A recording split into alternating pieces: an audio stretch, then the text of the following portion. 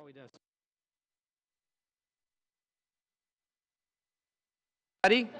We're going to call this meeting to order and start off by just saying, pursuant to Standing Order 108, the Subcommittee on Sports-Related Concussions in Canada is holding its second meeting today.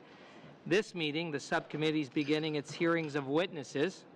The subcommittee should report to the Standing Committee on Health by June 2019 at the latest, at which time that Standing Committee will consider the report to present to the House.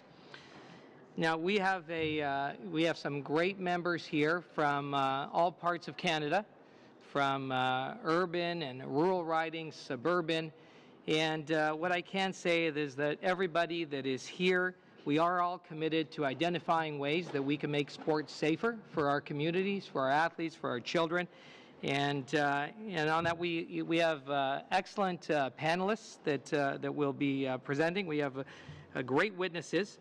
Today's first witness, and somebody that really needs no introduction, but I am going to introduce him. I'm pleased to welcome the Honourable Ken Wayne Dryden, a Canadian politician, lawyer, businessman, author, and former National Hockey League goaltender. He's an officer of the Order of Canada, a member of the Hockey Hall of Fame. Dryden was a member of Parliament from 2004 to 2011 and served as a cabinet minister from 2004 to 2006. In 2017, the Honourable Ken Dryden was named one of the 100 greatest NHL players in history, and his book, Game Change, is described as a deep piece of investigative journalism by the Globe and Mail in response to concussions. And we welcome you, Mr. Dryden. You are no stranger to this place.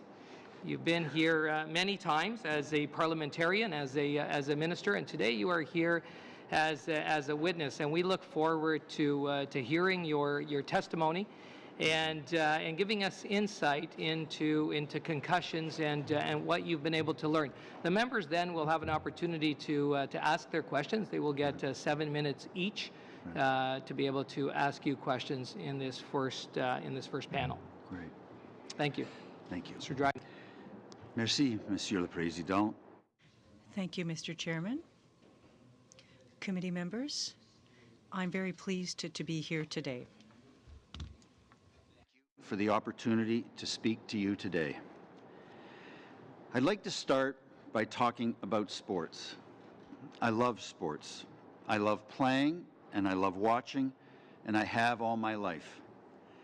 And if I had never played even 1 second for the Montreal Canadiens, I would look back today and think I had gotten out of sports everything there is to get. Adults always think they have to justify sports. Sports are to get kids outside, to get them moving, to keep them busy and out of trouble. A century ago in England, it was said that the Battle of Waterloo was won on the playing fields of Eton.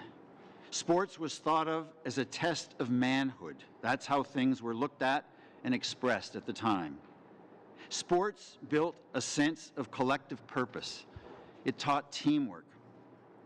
It pushed young people to rise to an occasion and find in themselves what they and no one else knew was there, and to aspire to and to achieve something bigger than they are. The point is that sports always was and is our own creation. It's what we did naturally from the beginning of time.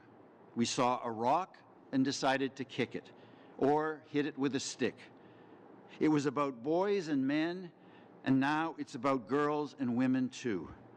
It's what we want it to be. It belongs to us. And though it has changed immensely over time, to a great extent, it still fulfills these purposes and hopes. And because we created sports, if we don't like something about it, we change it, a little or a lot, in one direction or another. In Montreal in 1875, a bunch of rugby players wanted a winter game to play. So they found some ice, some sticks and a lacrosse ball and started to play. But then they wanted to show off this game that they had created, so they decided to play a public game with spectators in the Victoria Rink. But they had a problem. The Victoria rink had glass windows, and a lacrosse ball bounces. Spectators could be hit, and windows could be broken. So they created a flat, round wooden disc that stayed on the ice and didn't hurt. You can't play this game without a ball with a dumb wooden disc, most said. That's impossible. But that's what they did. This was also a game that was played without substitutions. Years later, maybe because the pace of play had picked up and players got tired, maybe because lots of others wanted to play too, but whatever the reason, it was decided that players could come off and others go on. You can't do that, most said. That's impossible. Sports is a test of fitness and resolve, of character. What kind of test allows you to come off when you're tired? But that's what they did. Then 54 years after that first game at McGill, it was also decided that you could now pass the puck forward, not just backwards. That's right. For the first 54 years of hockey history, you could not pass the puck forward. Passing the puck ahead, you can't play hockey that way, everybody said. That's impossible. You have to earn your way up the ice with the puck, not by passing it. What kind of test is that? But that's what they did. Every one of these changes was impossible. The game is the game. You can't change the game. Well, imagine today a hockey game with a lacrosse ball, no substitution, and no forward passing. You'd have to imagine it because nobody would want to play it or watch it. All sports change, and they keep changing, and hockey is far better than it ever was, played by far more skillful players, just as our other sports are. But now hockey is also more dangerous, just as some of our other sports are. And that's why we're here. How can we help our sports to change again, to matter as much as they always have, to make them better still and less dangerous? All of us at times, as parliamentarians, as everyday citizens, have looked back at injustices in the past, slavery, the absence of women's rights, and wondered, how could things have been that way? How could we have gotten it so wrong? How could they have been so stupid? And all of us know, too, that 50 or 100 years from now, people will look back at us about something and wonder, how could they have been so stupid? But about what? We'll always get lots of things wrong, but what are the big ones? The ones we can't get wrong?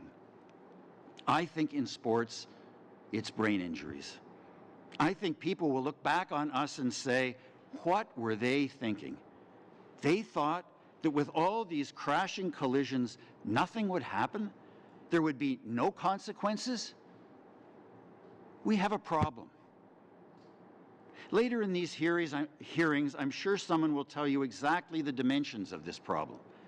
How many athletes are injured each year, in which sports, with what measurable effect.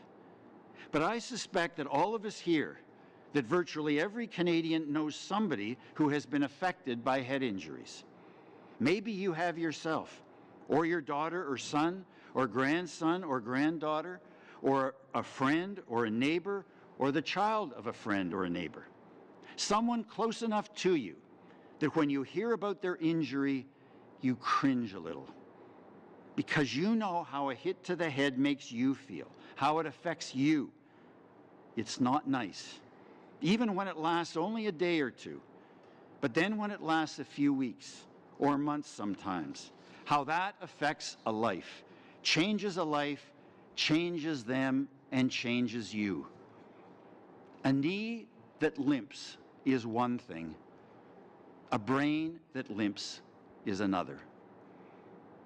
To get at this problem, to really get at it, first it's crucial for you, for all Canadians, to hear about these life effects, to hear from the athletes themselves, not about how their performance has been affected, but their lives. It's not easy to listen to simple, everyday human accounts like this. They're tough. It's a lot easier to make the tough decisions without knowing the tough consequences, to make the tough decisions easy and wrong. But for you as parliamentarians and for other decision makers, for all of us to do our jobs, we have to hear them. Because it's only when we hear them that we know why we're here, that we know why these hearings matter, that we know the stakes. Then, after hearing the athletes, we need to hear from the scientists, researchers, medical people about all the remarkable work they do, what they've learned, what we know, and also what we don't know, what we're working on, what someday soon we will know, or someday soon we won't.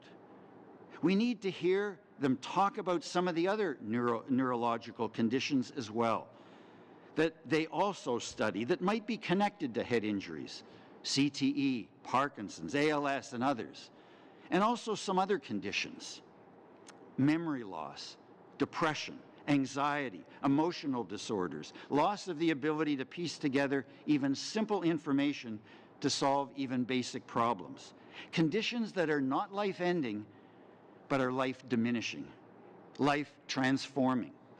So we understand far better the true full cost of these brain injuries. We need to understand the possibilities of science, but we also need to understand its limits, the role it plays, but the role it doesn't play and can't play as well. We need to understand, first, that science is not about knowing once and forever. Science is about knowing the best we can know at any particular moment. The world is flat until it isn't. Smoking is no big deal until it is. Second, we need to understand that science comes after the fact, after an injury. Science isn't primarily about prevention. And if, as scientists tell us, better diagnosis and better treatments rarely return an athlete to where they were before an injury, what does this mean? Not for knee injuries, but for brain injuries. 3, we need to understand that science takes time. That's how science works.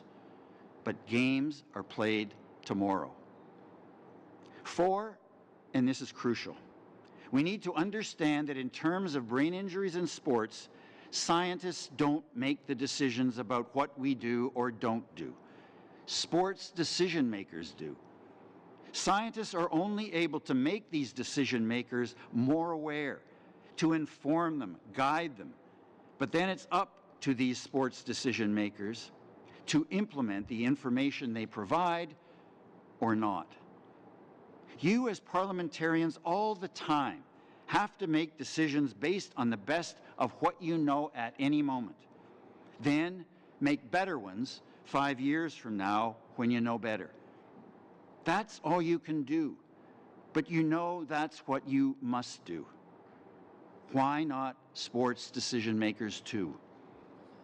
We also need to hear from equipment manufacturers, from those who make helmets and mouth guards, and from those who test them to see what effect they have and what effect they don't have, so we can understand their possibilities, but also their limits. We need to examine every hope and every pet theory we have, and there are a lot of them, and they are everywhere, to know what is real and promising, and to know what is only distraction, a waste of time, energy, attention, money, and lives. After we have heard from the athletes, the scientists, the equipment people, and everyone else who has a stake and a role to play in brain injuries in sports, after we know the best we can know, we need to hear from the sports decision makers themselves. As Russian President Viktor Petrov said in an episode of this season's House of Cards, "Whoever decides is who you should speak to." As I said at the beginning, these games are our own creation. They change all the time. They are better played all the time. We change them all the time. We need to ask these sports decision makers, you've heard these athletes' stories. You've heard how their lives have been changed. You've heard these scientists and researchers, what they know and don't know, what they can do and can't do. You've heard from the equipment people. You, as decision makers in your sport, have the authority over your game. You have the rules and regulation of your game and the way it is played in your hands. What are you doing about your game to make it just as exciting to play and to watch and to make it safer? This is your job, your responsibility. The game is the game, and you can't change the game. Garbage. Impossibility isn't an answer. Impossible was the decision taken decades ago that allowed substitutions and the forward pass, but they did it. Impossible is the status quo. So park impossibility at the door, and let's get at it. You, as sports decision makers, are not only the custodians of your game. First and foremost, you are the custodians of the welfare of those who play your game. You are incredibly creative and adaptable because as former players and coaches, and most of you are, you've had to be. That's your life. It's your pride. You are great problem solvers. Brain injuries in sports is another problem to solve. For our sports, we need a new game plan. From you, that's why we're here. The problem is no longer one of awareness. There's plenty of awareness. The problem is sports decision makers who don't take this awareness and act. Brain injuries in sports or in any part of our lives will never disappear, but they can be reduced significantly. There are answers. The answers are doable. As parliamentarians, when you hear from the scientists, the equipment people, the sports decision makers, think back to the athletes. Think back to what they've told you about their lives and how they have changed. What happened to them is not right. It's not fair, but it's also not necessary. Lots of things aren't fair or right, and we can't do anything about them. This we can. This is not necessary. And when something is not necessary and we don't do what needs to be done, that is inexcusable. For you as parliamentarians, this is a great opportunity to listen hard, to question hard, to think hard, then to act hard, and to ensure that others act hard. I wish you and all Canadians a great, challenging, and life-affecting journey. Thank you. Well, thank you. Thank you, Mr. Dryden, for that very compelling statement. I know the members have many questions. I'm just before the members get started, just want them to be mindful. It's 7 minutes that each member will have in the first round for questioning. We're going to kick off things with the Liberals, and that is with Mr. Fisher. Thank you very much, Mr. Chair. Mr. Dryden, Ken, thank you so much. Those were incredible opening remarks. I will take a little bit of I'll question a little bit of your hockey history. In Nova Scotia, we're still talking about Windsor, Nova Scotia versus Dartmouth, of course, so we don't really get into the whole McGill thing. Right. I think even Amherst is up. As long as it stays in Nova Scotia. Yeah. The thicker the pads, the higher the boards, the rougher hockey gets, the more injuries players get. Players seem to feel almost a sense of security, false security with their gear, and take more liberties with their own safety. It's not just hockey. We've talked about this before. Many sports seem to be affected by this false sense of security. But stepping away from the concerns about the inadequacies of gear, how do we change sport culture to ensure that all players are a little bit more mindful about the dangers of concussions? How do we keep the game intense? but safe? Well, that's a very good question, and I think the answer starts with the last of what you said, and of where players are players, and they get absorbed in what they're doing. They react intensely to what is going on, and they're not very likely to stop being that when they play. And players will play injured. They love to play injured. I mean, that's part of the challenge of playing. I mean, it's like another opponent, and you're trying to defeat that opponent as well. And so you can deliver some of these messages, but you've got that as a problem. You've also got as a problem the fact that a lot of the players are between the ages of, say, 13 and 30 or 35. And when you're between 13 and 35, there are no consequences. I mean, you think that whatever injury you have is nothing, and you won't feel it, when you're 40 or 50 or afterwards. So it's hard to get that message across, and that's why it's always critical to have another set of eyes that exist. For a coach's eyes to be there, to a trainer's eyes, a doctor's eyes, a parent's eyes, to be able to sort of watch this and say, this doesn't look right. That when that player comes off the ice, they don't look right. I've seen them when they look right, and I look at their face now, and they don't look right. And to have the kind of confidence to say, Joey or Janie, tonight, your night's done.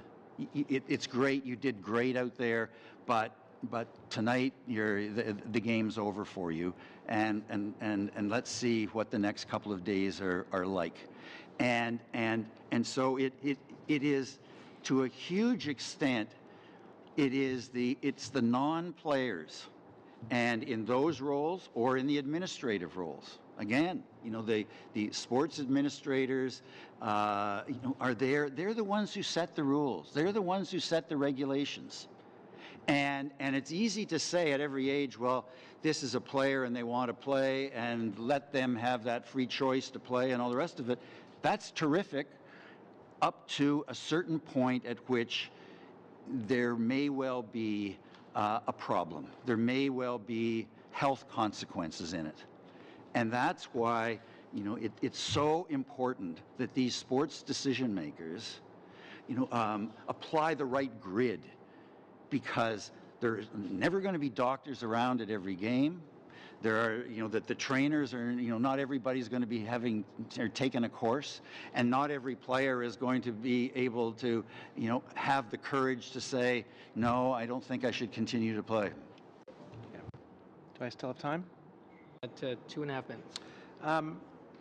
We often talk about the stigma around mental health, but there seems to be a bit of a stigma around concussions as well. And you already said, and we know full well, players will play injured. Players will play when they suspect they have a concussion, and players will very likely play when they know they have a concussion.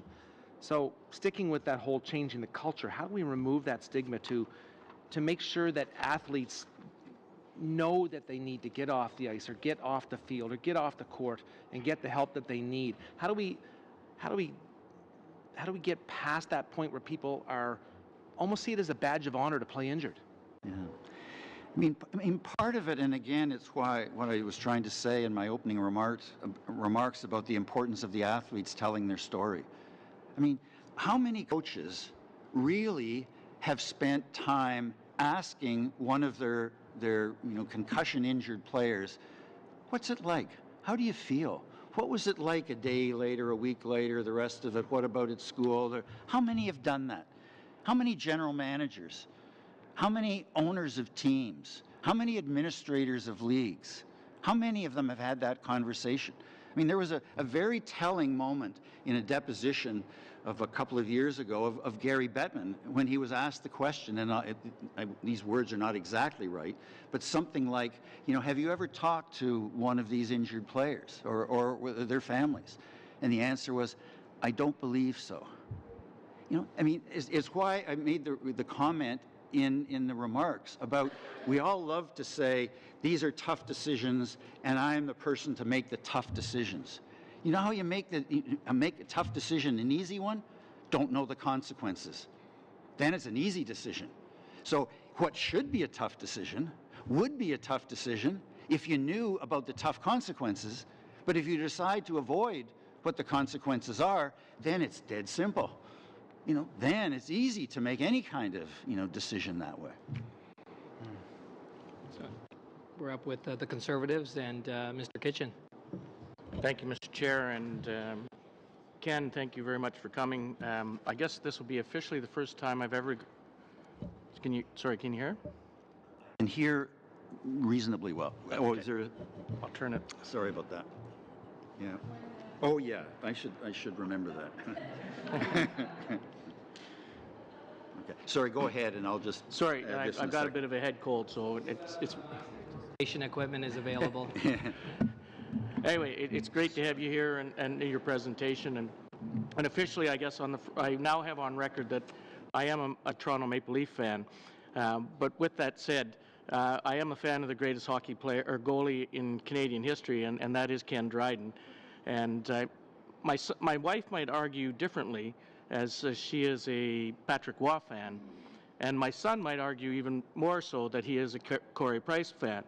But one thing in common is all three of them played for the Montreal Canadiens, one of the greatest hockey machines out there. So thank you for being here.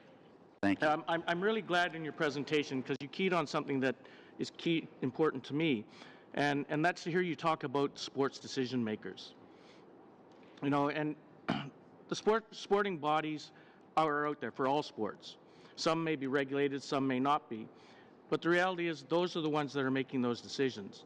And those are the ones that we need to impress upon them to understand the very things that you've been talking about. Because they are the ones that will make the changes to the rules, as we've seen in various sports over the time. Today we see athletes that are young children that are coming out that are one sport specific. They're younger, they're stronger, and we didn't see that many years ago. So those are big challenges, and the sport needs to change with that, as you've indicated it does. So I'm just wondering if you can comment a little bit more on that. I was a regulator in the chiropractic profession. I understand the whole issue to having some. Do you see that as an avenue for these sporting organizations and making sure that they regulate themselves? Yeah, I mean, it's all of that is really quite crucial, and we've talked about that a little bit. I mean, eventually you'll have the chance to talk to the people who are the head of Rugby Canada, Football Canada, Hockey Canada, whomever you want to talk with, about it, and about the game that they're involved in, that chances are they played when they were younger, a game that they love, a game that is in great competition with other sports and the attention, and so they want to make their game the best and the most attractive that it can possibly be, and I think that what becomes critical in what you're doing here is that in coming to know even better the story of the athlete, the story of science, then you've got that wonderful basis then to talk to those sports administrators and say, this is happening, and this isn't great stuff, and these are your games. How would you address that? How would you, what plan would you have? And one of the things that, that I've often sort of suggested to people, in any sport, that who are the most respected people in that sport? The most respected former coaches, former players, former coaches, whoever they happen to be, the most respected people, put them around a table and give them this problem to resolve.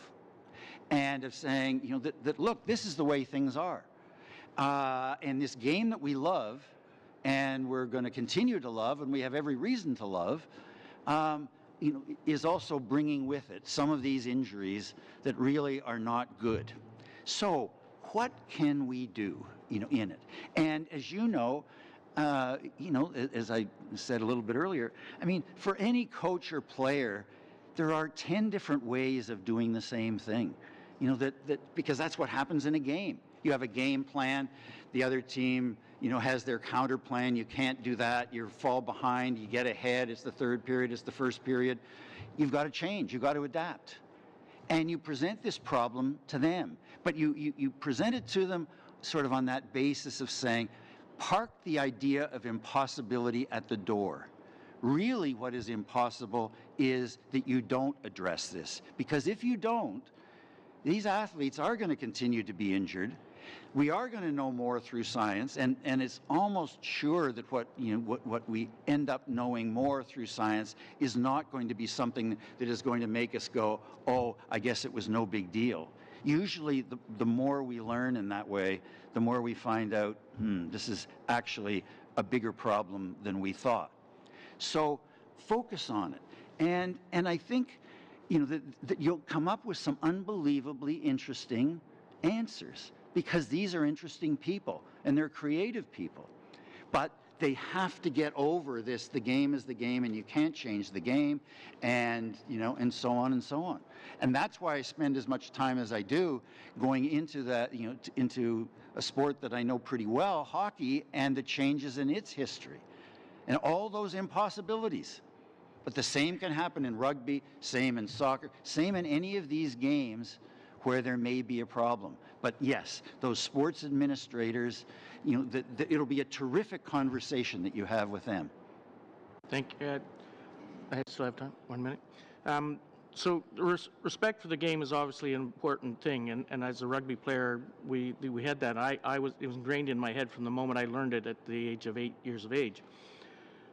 But we have different sports around the country, and in particular, we're dealing with other aspects besides big centers. We're talking about rural Canada, where we have a lot of great hockey players come from rural Saskatchewan and other rural parts of Canada, not only but other sports as well, soccer, squash players, etc. The reality is there are challenges to rural Canada in dealing with making certain that we have people able to deal with those injuries as they come in. And in some communities where we see people in different professions that meet requirements that can actually work in this area. And these are areas I think that we need to identify and make sure that we have that, because some places there may not be a doctor. So we're going to have to hold that question just to the next round, Mr. Kitchen. So that's 7 minutes. We're going to move over to the NDP and Ms. Hardcastle. Thank you. Thank you very much, Mr. Chair, and thank you very much, Mr. Dryden, for sharing your thoughts with us today to kick this off. And I guess like my colleagues who have spoken before me, I just want to reiterate how important it is to have someone such as yourself, who is a sports icon, to come and help us establish some benchmarks of where we can be going. Because as you know, books that are written and our popular culture, when we have people who are championing a cause and breaking a silence, breaking a barrier, breaking a pattern of thinking, who are held in high regard in our society, it is effective. And so besides your book, I want to mention, because people are mentioning goalies, like to hear from Curtis Joseph has a very poignant book right now that is making us have larger discussions about other meaningful aspects. And why people are listening is because of the great weight that his own persona has. So I guess with saying that, we have a social hierarchy, and we have within that a need to uplift sport and to protect, I'm going to put air quotes around protect this game. And that's how we get through to these sports decision makers. They evolve over time as well. We've got young people in this room today who are going to be sports decision makers someday. So how do we establish the groundwork? What are the areas you had mentioned when we're talking about for decision makers and even for people in politics like us? You had said that we can't get everything right, but there are things we can do, and there's the big ones we can't get wrong. So I know I used a lot of my time in my preamble. Just take the rest of my time and just expand on that for us a little bit. And maybe you've already shared some of that in your book, but you can just paraphrase for us. I think it's really important that we get into that. Right. Well, I think that in terms of the last part of what you were talking about, of the big things we can't get wrong, is that I think it has to do with hits to the head in lots of different aspects of our lives. I mean, at one time we thought in war that somebody who came home who couldn't function, I mean, it was I forget what the phrase was, in shell shock. Okay, so shell shock in World War I, and then it moves on to a different phrase later. But the assumption was, when those people came back and couldn't function, it was all their fault. They can't cope with the world, get on with life. What's the problem? You're drinking, you're an embarrassment to society, and all the rest of it. And we never really quite thought that maybe there was physical damage that was done. They looked fine. They weren't injured. They didn't lose their arm or their leg. There were so many other people that seemed to have horrible injuries, and they didn't seem to. And so they were just weak, obviously, and couldn't deal with it. And so, these kinds of hits, and if we just imagine for a second, and we know it well, that, continuous blows to the knee, we know what our knees feel like after a while, or our shoulders. Well, why would a head be different in that way? Why have we gotten it so, the way we have for so long? And I think that is the big one to avoid getting wrong, in this particular instance. In terms of sports. And just one last quick thing on what you were saying about the Curtis Joseph and others who have a voice. The thing is that we have a voice because we're given a voice. Because we've done something that a publisher thinks others may be interested in what we're saying. But what we say isn't anything more interesting than any other athlete who has experienced something. It's just that nobody's asked to hear their voice. You have the wonderful opportunity here to listen to athletes who have just as powerful a voice as if they are given a chance to express themselves. Then I think they will have as much power and as much influence, if not more, than those who you cite. Mm-hmm.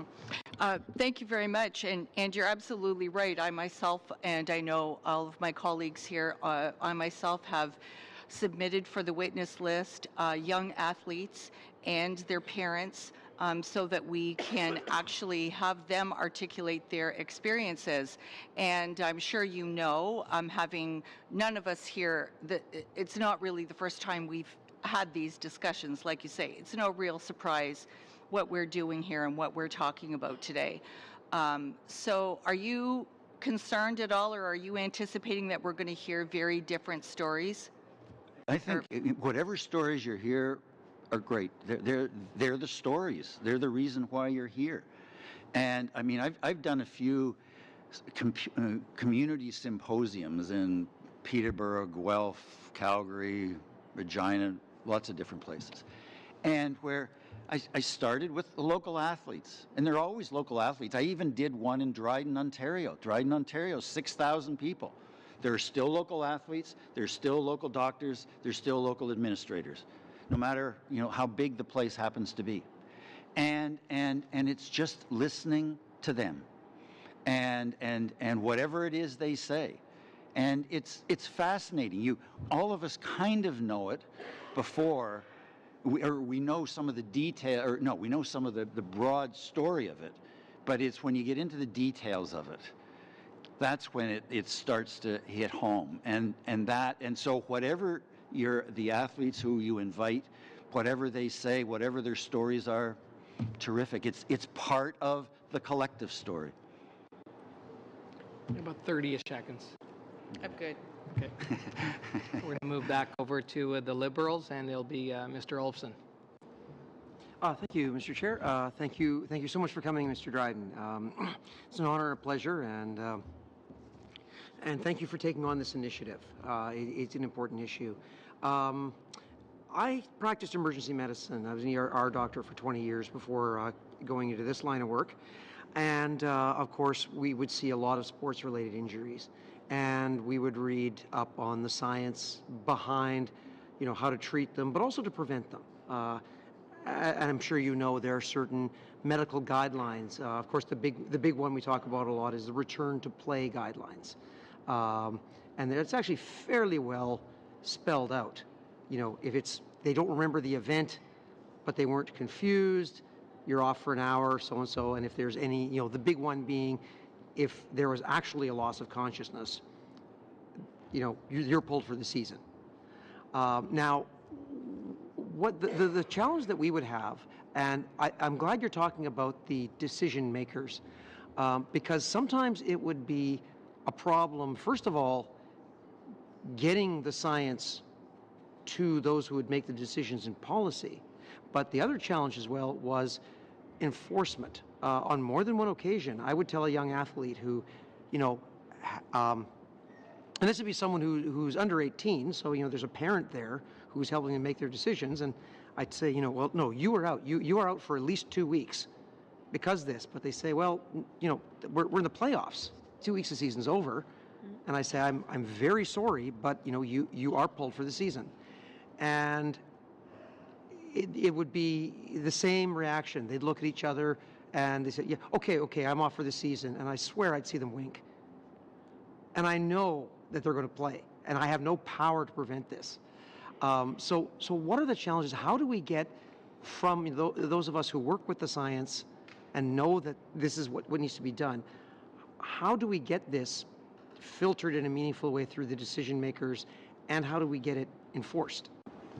Well, it's very interesting, and it's a part of lots of discussions about this subject, and where we talk about the players and the players becoming more aware, and then it's a yes, but the players want to play. Well, then you want the coaches to be more aware, and you get out the sort of the cheat sheet that tells you ask this question and well, yes, but it's hard to get those out and to get them out to everybody because most games are fairly informal and this and that, and then and all I'm saying, and the same with with in terms of the doctors, you get this awareness out to them, but then you're into these moments where, is he okay? Is she okay? Is she not? She's almost. And you get into all of that, and you can do a lot better in each of those areas, but you're always going to have a yes but in it. You're not ever going to get 16-year-old, 18-year-old, 25-year-old players who are going to, with any great frequency, say, no, I'm done. I know I can't continue, and of doctors and coaches and all the rest of it. That's why prevention matters so much.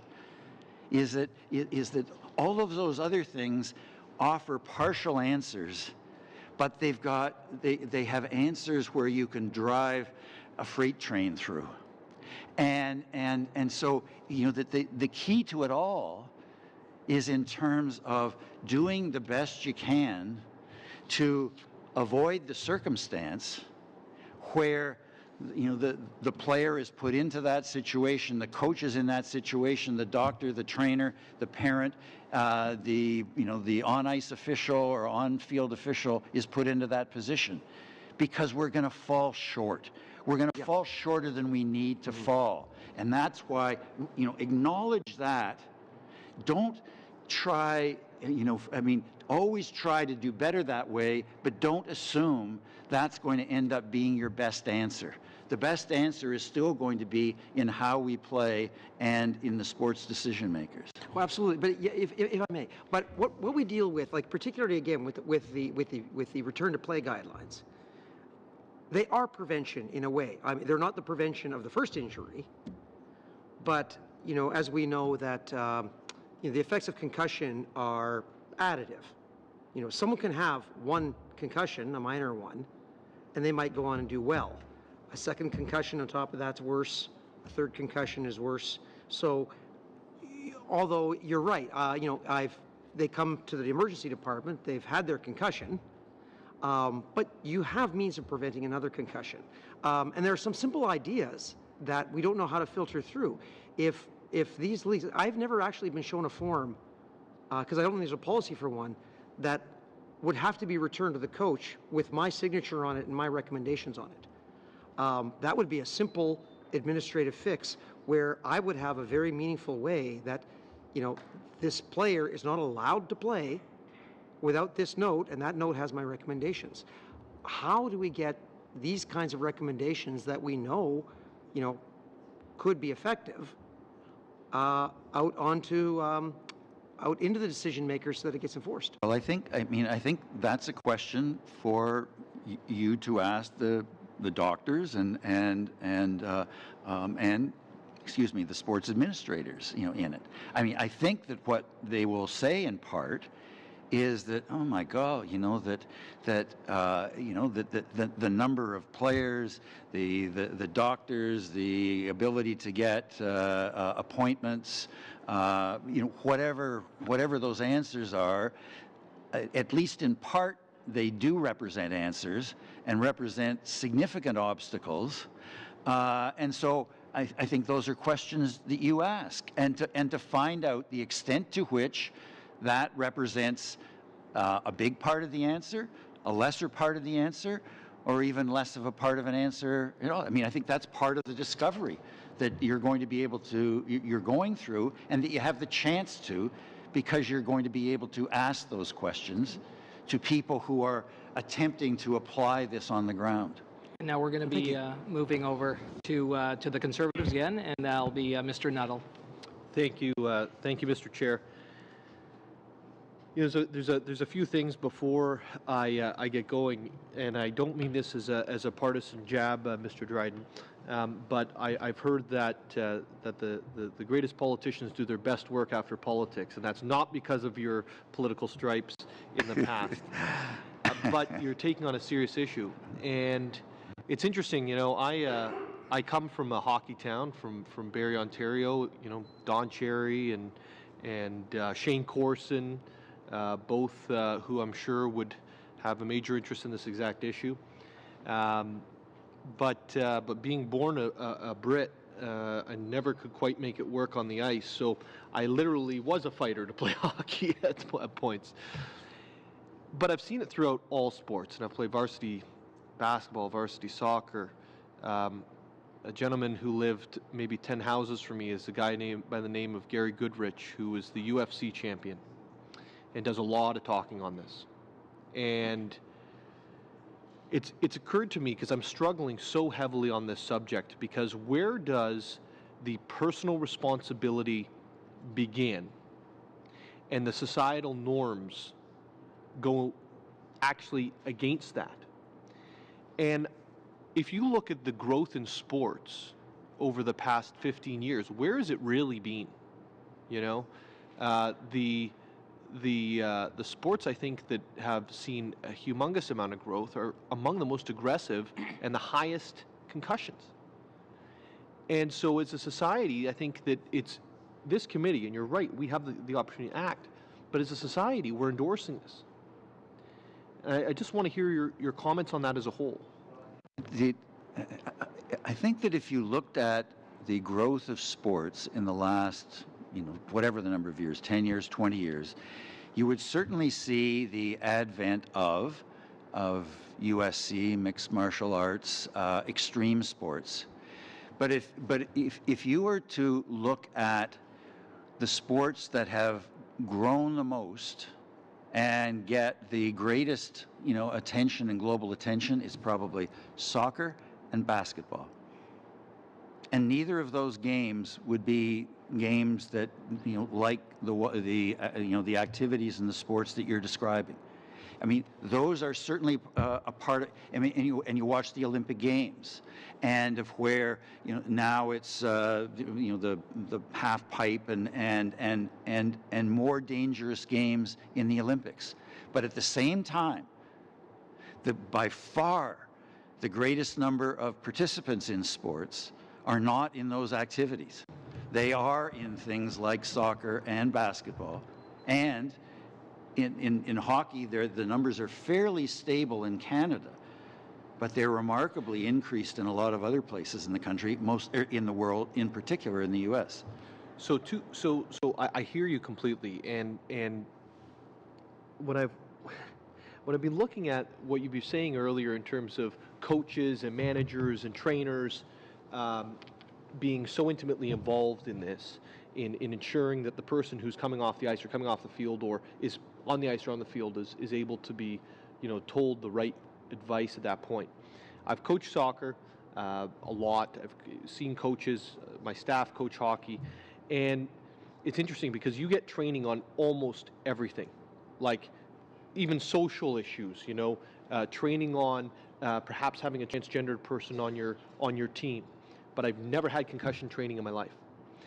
And to your point on the trainers specifically, when I hurt my quad, I can actually fight through it, and I get off the field or get whatever it is, and I feel the pain 2 days later. And I don't, your brain's not any different, but we treat it so much differently. Can you comment on? Yeah, and I think that, that a concussion or a brain injury is often described as sort of the invisible injury. And in a lot of ways it is. I mean, in the normal way in which things are visible, we look at somebody who has suffered, a concussion or a brain injury, and the standard line is, he looks fine, she looks fine. That you do something to your quad, you're limping around. The other person, can see that in fact you've done something, and you've done something. When you are experiencing these other symptoms of depression, anxiety, memory loss, and all the rest of it, your first response is kind of like, oh, I'm just sort of down. Well, I've been down before, no big deal, or any of these things you've got a first explanation for, and then your second explanation is, what's wrong with me? What's wrong with me? And others kind of doing the same thing, and then things don't happen. Thank you. We're moving over to the Liberals again, and Madame Fortier. Merci. Alors, merci beaucoup. Thank you, and thank you very much, Mr. Dryden. I'll be asking my questions in French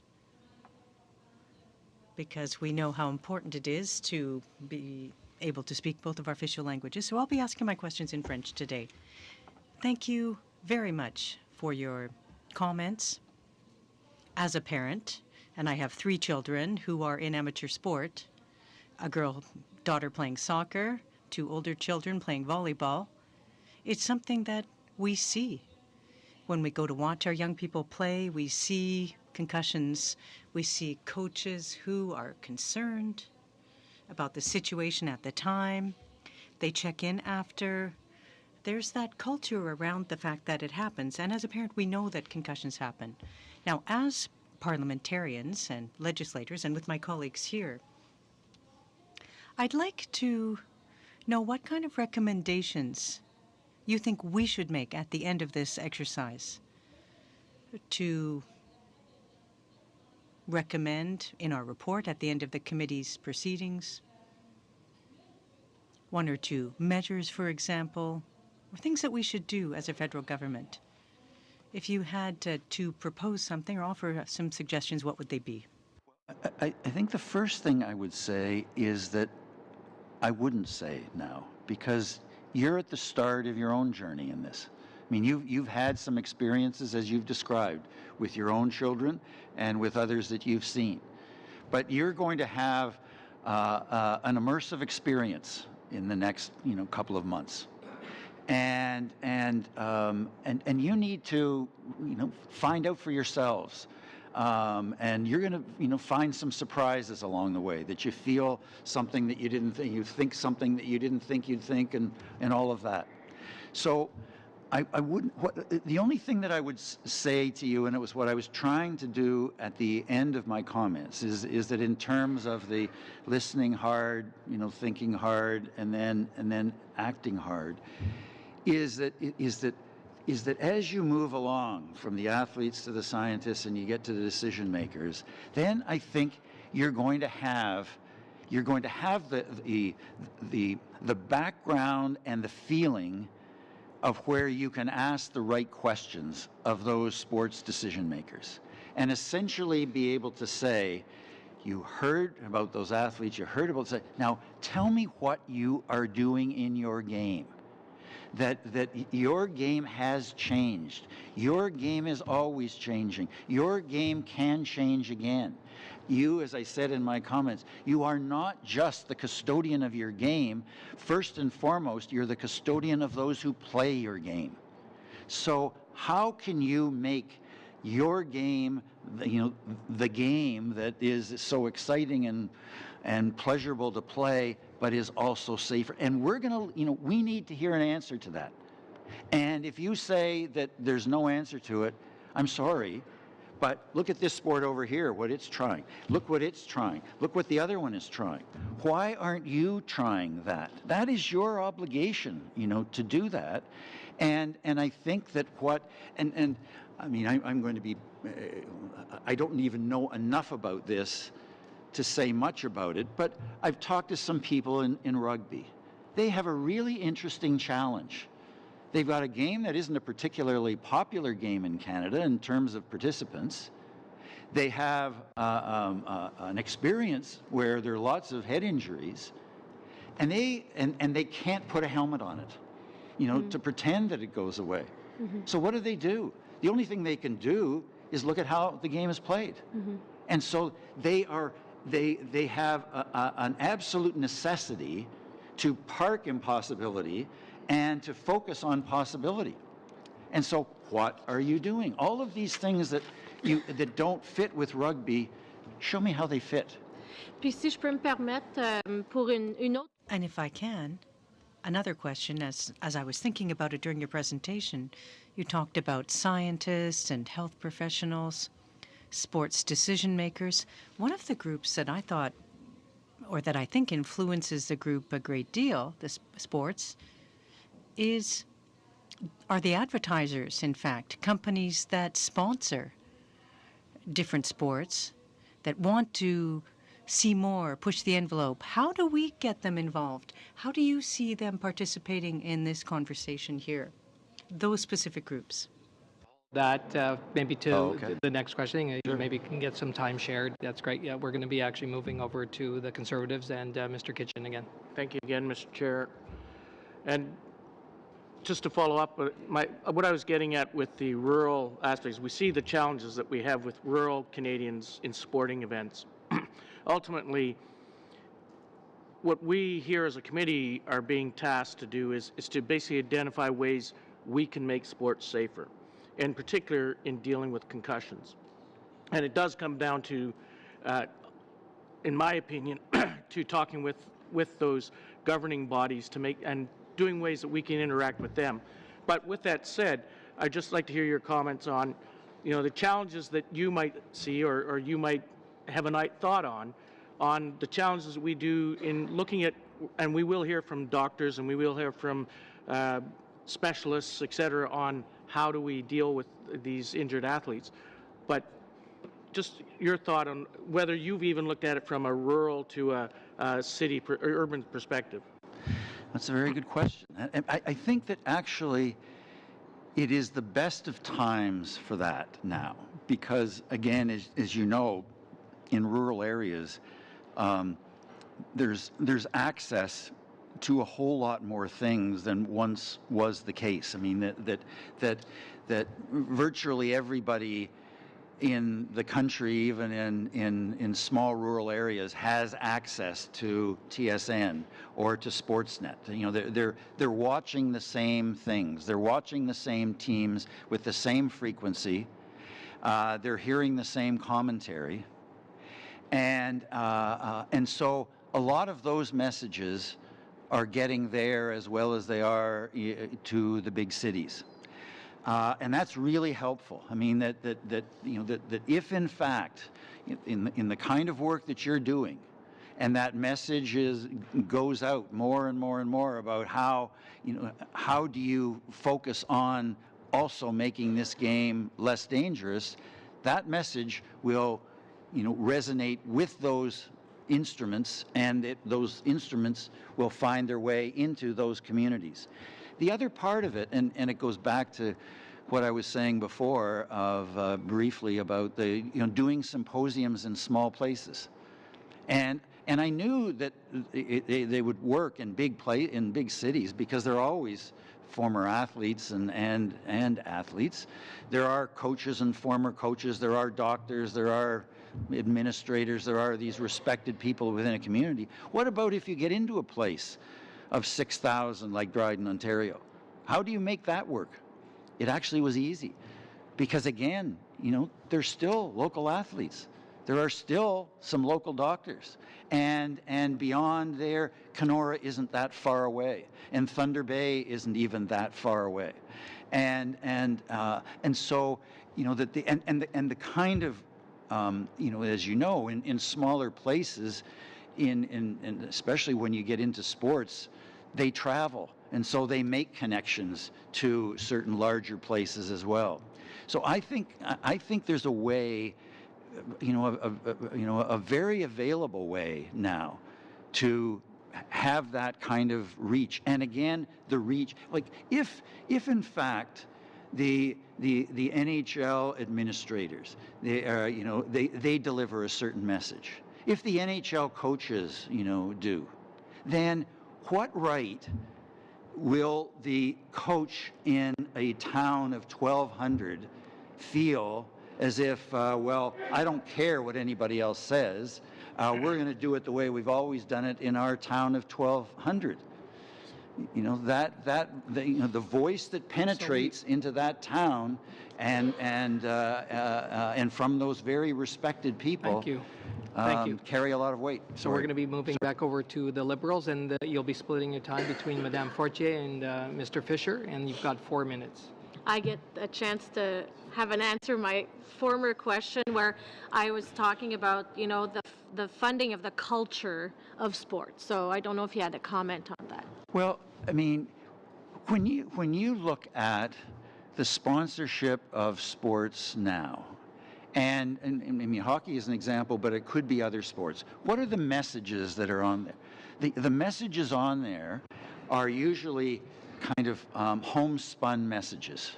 I mean, it's the driveway, it's the street, car. It's affectionate, it's warm, it's that's what is being appealed to. There isn't, when you're watching the kids playing ball hockey, there isn't somebody out there who's giving somebody a shot. And I mean, that isn't part of that game, and it's not part of the commercial sponsor's message that they're looking to deliver. What's one of the other interesting ones, and it's some of the best commercials now, are instead of trying to replicate what these athletes will do on the field or on the ice, is they show them in training. And everybody's used to seeing the image of them on the ice or on the field, and they look amazing. You watch them in a gym, and they are doing stuff that is impossible to do, that nobody at home could even imagine doing. That's what the commercial sponsors are attracted to. And so all of these things are completely consistent with the way in which the game is moving, with the way in which you want it to move, and in a way in which is far better, far more exciting to play, far more skilled, and less dangerous. Merci. Okay. Thank you, Mr. Chair, and thank you to Ms. Fortier for sharing her time with me. You brought up rugby. You brought up the fact that rugby players don't wear helmets, and you and I and Mr. Kitchen had this conversation about a week ago, and we talked about what appears to be a level of respect for the players in the game because they don't have gear. I went to a friendly rugby match in Halifax at Wanderers Grounds between USA and Canada, and I was saying to you, I was amazed the fact that they are out there competing in a game that is so absolutely physical, and I didn't see an injury on the field. Now, for the most part, they have to look out for themselves. in other sports where there's gear, how much of an impact is that loss of respect or perceived loss of respect for a potential head injury because of the gear? Well, it may have some role, and I'm sure it does have some role. The question is that as a solution, is it possible to roll that back? And my suspicion is that it isn't. And I mean, if you come out of here and you're recommending to the Canadian public is the way of resolving the worst of these injuries is to cut back on the equipment that people are wearing, I don't think you're going to get very far, in it. And so whatever, to whatever extent it is true, I'm just not sure that it's the essential point. And one of the things that is the problem in it that way is that equipment manufacturers have been responsive and successful in a lot of ways in terms of protecting shoulders, elbows, hips, and even knees probably to some extent. But heads, they haven't. And the helmet doesn't protect the head the way in which the shoulder pad protects the shoulder. And there is no foreseeable answer in that direction. Thank you, Mr. Dryden. And just to conclude with the MP's questions to the witness will be Ms. Hardcastle for 3 minutes from the NDP. Thank you. Thank you, Mr. Chair. I guess you had posed earlier that I guess it would be we or some voice other is saying, tell me what you're doing in your game. I guess it's a matter of asking or insisting. So why do you think we're so hesitant to talk about a regulatory approach? Well, I don't even know whether it's regulatory if you have the authority over regulation, but the power that you have more than is that you have the power of visibility. I mean that what happens if and it goes back to that quote from House of Cards. I mean, whoever decides, that's the person who you want to listen to. That's the person you want to ask, and you want to know their why in it, and you may have heard a little bit of a why up until now.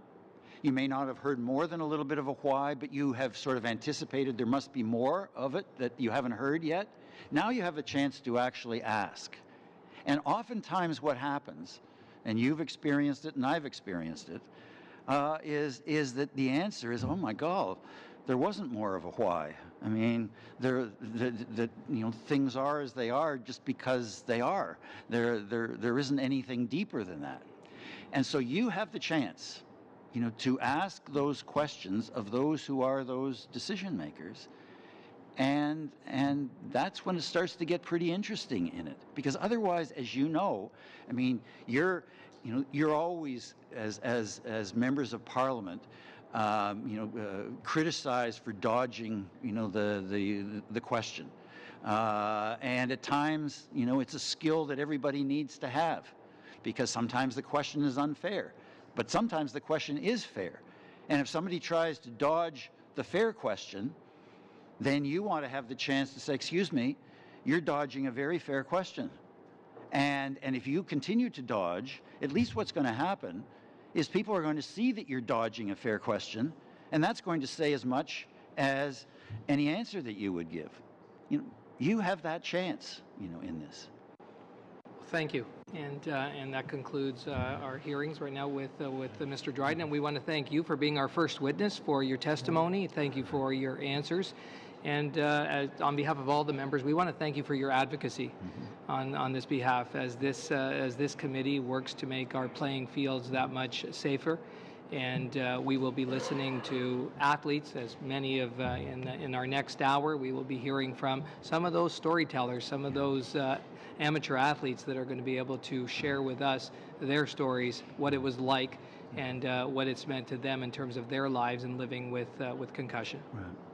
Well, thank you very much, and I think you have a really interesting and and important route ahead. And I think you don't even, it's hard to know now how important a road it is, but I think you'll discover that along the way, and it is. So thank you very much. Thank you, Mr. Dryden.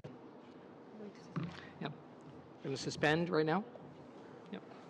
Now, members, before you just, you would have seen we've got a couple of motions that we wanted you to take a look at. There's one on the budget and one on our communications plan.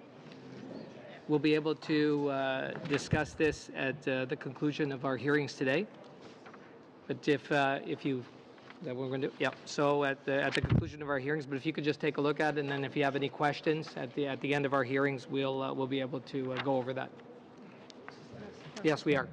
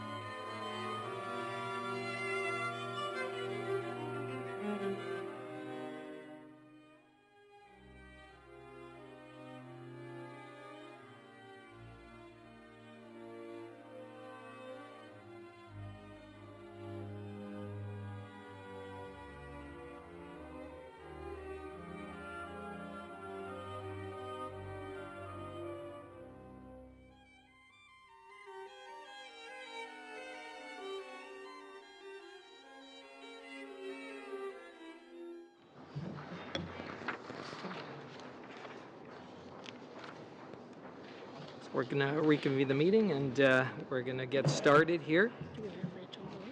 Yes, we do. So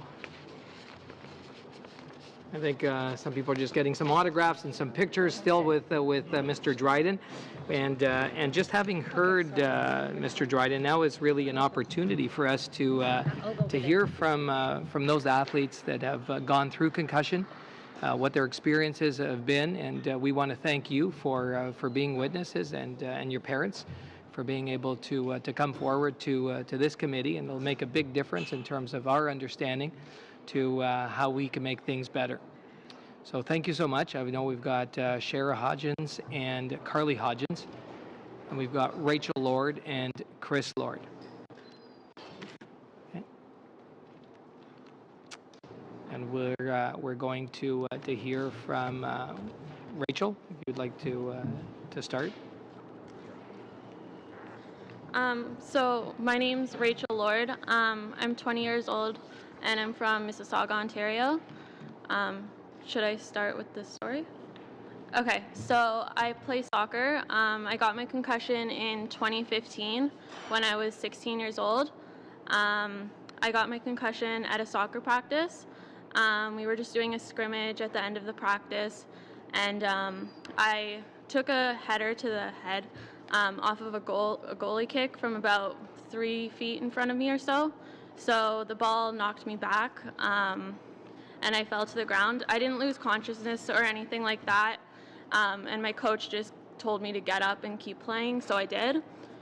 I went on and I went to school the next day. I continued to go to practice. Like, I had practice 6 days a week, so I continued to do that, and just like completely ignored any of the symptoms that I had. I was dizzy, headaches, throwing up, everything like that. But I ignored it for about a week until one day I was at school and I went to the bathroom and I just realized that I like couldn't function anymore. So I called my dad. He came and picked me up. I went home, and then I never went back to school for like the next 4 months or so. And yeah. What happened when the doctors? Yep.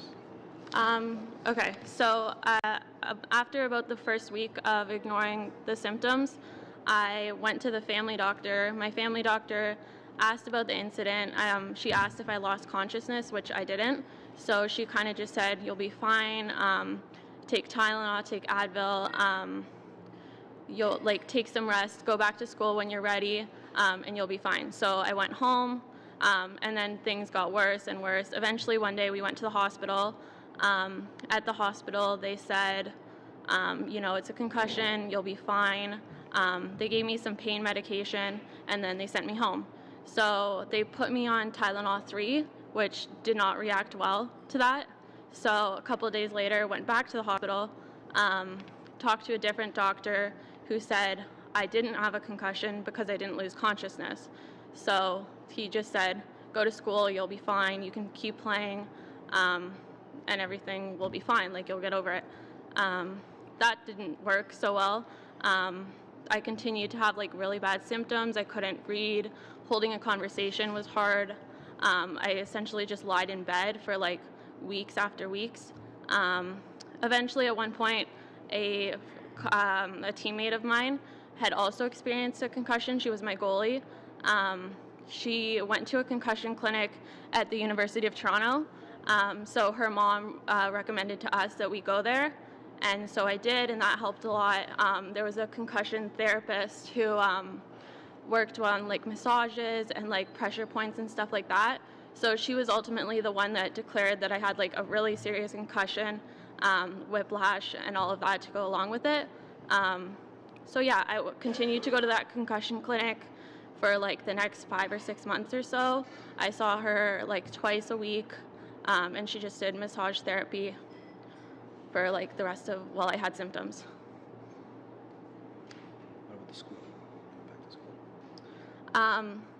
So my concussion happened early on in March of 2015. When I went to school, they had like a really good protocol where like my teachers didn't expect me to do any homework or anything like that, obviously because I couldn't. I was exempt from like all my school. I didn't write final exams in my grade 11 year. I just got like my midterm-ish marks as my final marks in the classes that I was taking. And yeah, moving forward with that, I still like experience a lot of symptoms related to the concussion. So I'm in my 3rd year of university now, and I get like enlarged font on my exams because like I have a lot of trouble reading still. I get my own like private separate room so I can like turn the light down and just like focus without the distractions of like the professor walking up and down or like the people beside me. And yeah, so I just get a lot of accommodations at school now. Thank you very much, Ms. Lord. And thank you for your courage for being here and for that testimony. And we're going to move over now to Ms. Carly Hodgins. Okay, so I'm 17 years old, in 12th grade now. I had a concussion in the 10th grade when I was 15. So it was early on in the basketball season, so it was in September. It was the 2nd week of school. It was just a high school basketball team. I played sports all my life, and I've been on a travel soccer team since I was 7 years old. And it happened during a basketball game. A girl and I were fighting over the ball. It was like a loose ball, and we were fighting over the ball. And she was much stronger than me, and like we both fell to the floor when my head had like went first. So I hit the floor first with my head, and instantly I felt the impact. All of a sudden I had like severe like headache. I didn't pass out or anything. I didn't throw up, but the whole right side of my face, like I could barely feel it. Like I had severe headache. Moving forward, my coach ran onto the court and got me. She herself has experience with concussions, so she kind of knows. She knows how it felt, and she said that she's never seen someone hit their head so hard in their life. So she immediately took me out of the gym, put me in a classroom. Like we were at a different high school. She put me in a classroom and waited for someone to come get me so I can go to the hospital. So my aunt was at the game. She brought me to the hospital, and same thing. They said, take a few weeks off until you have no symptoms, and you'll be fine. It's like the doctor recommended like 2 weeks off, and then you should be like good to go like back to school and stuff. So most of the time I just laid in bed until I did have severe symptoms of like headaches.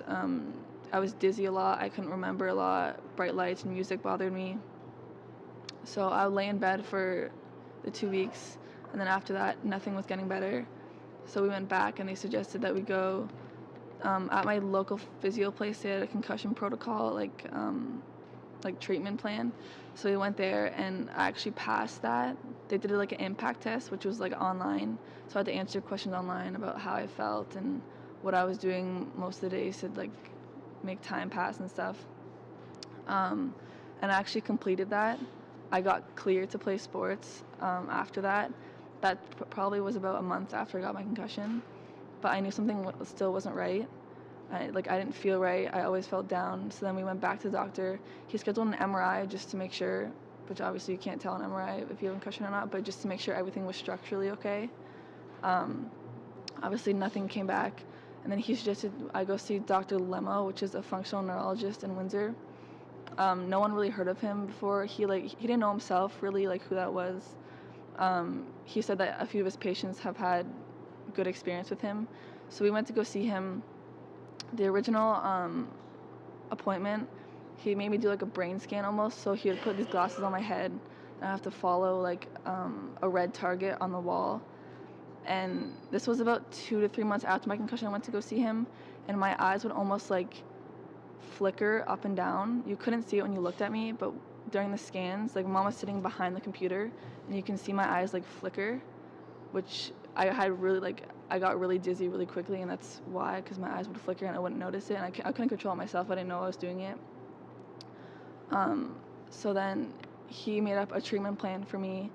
So I was out of school at that point for about 4 months. He made a treatment plan for me, so we got this app on the iPad, and I would just do these exercises every single day, 3 times a day, to try and get my function back.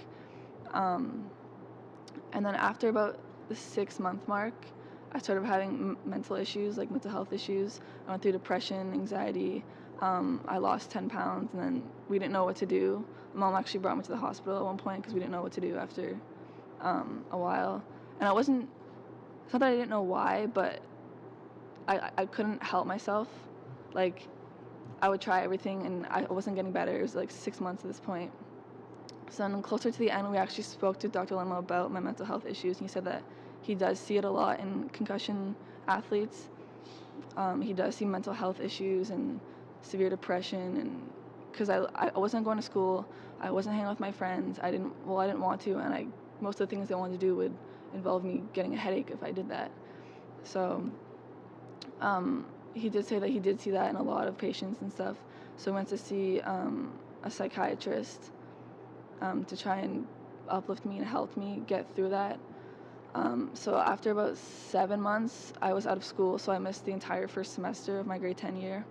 I'm still working today to get those credits back, but my school has been really helpful with that. So we have a student success center in my school where they deal with all kinds of students, whether it's mental health issues, concussions, injuries, learning disabilities. So they're really helpful with that. I'm finishing my last grade that I need this semester, so that I have all my credits to graduate this year, and they've just been really helpful. And I don't think without the help of Dr. Lemo, I would be okay. Well, Carly, thank you, and like Rachel, thank you for your courage and for being here with us today, and for being witnesses and sharing your stories, and for your parents that they're here accompanying you, and they've gone through this journey also with you. I know the members will have questions for you now. They may also ask the parents, if they're open to that, they may ask the parents also some questions in terms of what it was like also, and what it's like today going through with your kids that have gone through concussion. And we're going to start with Madame Fortier with the Liberals. Merci beaucoup, Monsieur le Président. Alors, Well, thank you very much, Mr. Chair. Now, I don't know if you're familiar with the system or if you understand French, but there are earpieces that will let you hear the interpretation. Thank you very much for being here. As the chair said, your courage coming here will help us to understand the situation of people living with this reality, living with the concussion. And it's by learning about it that we'll be in a better position to see what we can recommend subsequently. My first question is this. Now, you're living with this, but before getting a concussion, were you aware that it was something that could happen in your sport? Did you know others who had a concussion in the past? I'd just like to hear about the reality before the concussion. Rachel, if you could begin, please. This was back in 2015 when I had my concussion. So I just played soccer. I loved it. It was my whole life. I played it 6 times a week, and my life revolved around soccer. So I didn't really think about the consequences that it could have. I tore my MCL, but that healed itself. It was fine. I never really thought about how if I took a ball too hard to the head, here I'd be 4 years later, really struggling to read a piece of paper in school. So I never really thought about how if you hurt your knee, I'm going to have some trouble running. But I never really thought about how if I hurt my head, I'm not going to be able to function outside of soccer. It's just very different. The injury is different because if you hurt your knee, you can still go to school. It's completely separate. If you hurt your head, I couldn't go to school. I couldn't see my friends. I couldn't do anything. I couldn't leave my house essentially. I couldn't even talk to my family members without having this headache where I would have to walk away and go lie down in a dark room. So yeah, I never really thought about the consequences of a head injury. It was more I don't want to hurt my knee because then I can't run and I'll be out of soccer for a couple weeks. So it was never really a thought about my head. I had, as I mentioned before, my goalie had a concussion, but it was just kind of to me, it was yeah, she's a goalie. She kind of dives right into the ground, and it kind of made sense for me that a goalie would get a concussion, but I was a center midfield. It wasn't if I was going to get an injury, I thought it would be my ankle or my foot. That's kind of what I thought about it. So concussion wasn't I wasn't worried about it until it happened. thank you. Carly? Okay, so I did know kind of what you can get from a concussion. When I was 11 years old, I had a minor concussion, just got hit in the head, and I sat out for 2 weeks, and then I had a headache for a couple days, and then I went back to playing sports.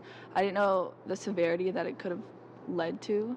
I didn't know mental health issues, losing out on school, not having the social aspect that a teenager should. So I knew some of the consequences, but not to an extent. So, yeah.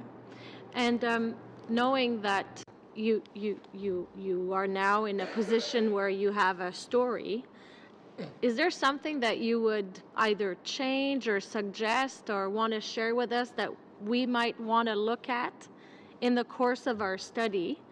We'll look at lots of things, but if you would have something you want us to really remember from your story, and what kind of changes maybe we can bring? What would it be? I think for me personally, most of the problem was that when I fell to the ground, my coach was like, get up, keep going, like, you're fine, like, keep going, keep playing, we have a game going on. So I think a lot of that issue stemmed from the fact that I got a hit to the head, fell to the ground, got up and continued to play as if it was nothing that night. And then moving forward, I was back at soccer the next day, even though I'm sure if anybody looked at me, like, my eyes, they would be able to see, like, something was wrong. But not to say that my coach was a horrible person, because he wasn't, but I feel like more should have been done in my coach's eyes to say she's not okay and she needs to rest, so that this isn't going to be like an ongoing problem. Because I feel like if I would have done like the concussion protocol right away, or like gone to the hospital that night, I'm not sure like if I'd have the same symptoms moving forward, because I kept pushing myself and I kept going and I didn't take the rest that I needed initially, and that could have had an effect. Carly? Yeah, I do agree with Rachel with that one, too. Like the coaches, everyone knows what concussion is, but no one knows what it could lead to. And I feel like getting, not more awareness, but getting like what it could lead to out there, and telling people stories and showing what could happen, even if you think it's not going to happen to you, even if you play a sport where you're like, oh, I'm not going to get hit in the head. You could always get hit in the head. Like, I would have thought out of all the sports I play, soccer would have been the one, and I got hurt in basketball. So it's like, throughout all the sports, anything can happen, and you never know if it could be to you or someone you know, and it can really affect them. Good. Merci. Yep. Thank you. We're going to be moving over to the Conservatives. Thank you to the Conservatives now, and it'll be Mr. Kitchen. Thank you, ladies, for being here today, and I really appreciate you telling your story, because it must be pretty scary to be in front of us in so many ways and not knowing what to experience. And I will just quickly tell you that one of the things that I've always found, I personally was a victim of a hit and run by a drunk driver and left in a coma and had a fairly significant head injury and issues related to concussion. Oftentimes I've found it's easier to talk to someone who knows, because concussions are invisible.